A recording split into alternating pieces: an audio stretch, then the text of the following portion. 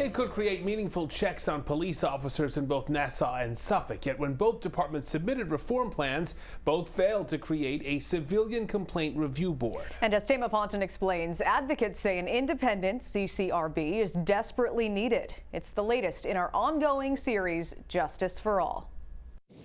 I was scared because this shouldn't happen at all.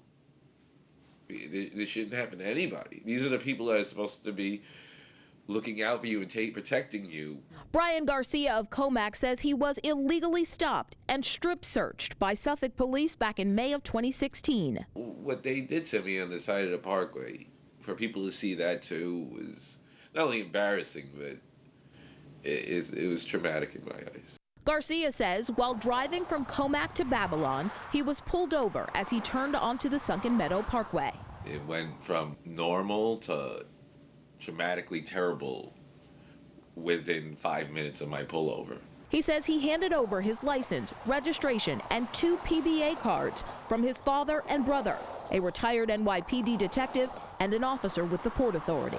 I was asking them if I was getting detained for anything, and they refused to answer me. The first thing they saw when they were flashing their lights in my car was my tattoos. Garcia, who only had finger tattoos when he was stopped, says he was racially profiled. They said to me, "Are you MS Chico?" And in my mind, I'm Puerto Rican. To hear that, in my head, I was like, wow, that's racist. He says he was handcuffed and made to strip on the side of the parkway in full view of cars passing by. The officers standing there, pulling my boxer briefs open and all shining flashlights down there. Like, what? I don't know where they expect me to put this stuff, but it just I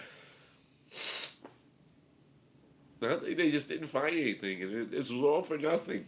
Garcia says he filed a police report and a complaint 2 days after the stop. At the end of it, they told me not to lawyer up.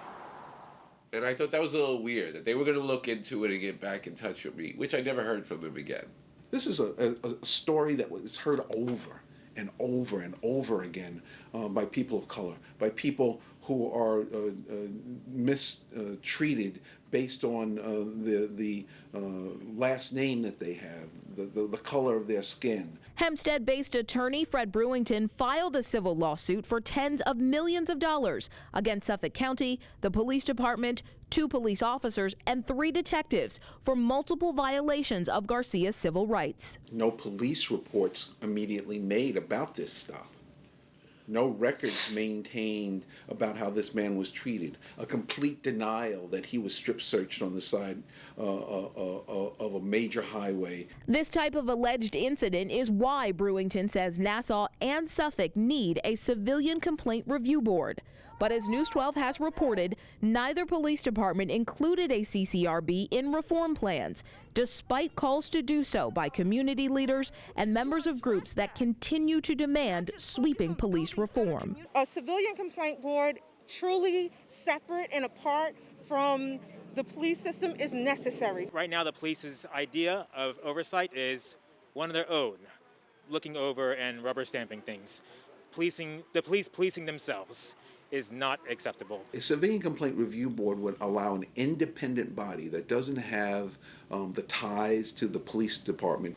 New York City does have a CCRB, and according to the National Association for Civilian Oversight of Law Enforcement, the cities of Schenectady and Albany also have civilian and community review boards. Brewington believes a CCRB in Suffolk might have helped Garcia.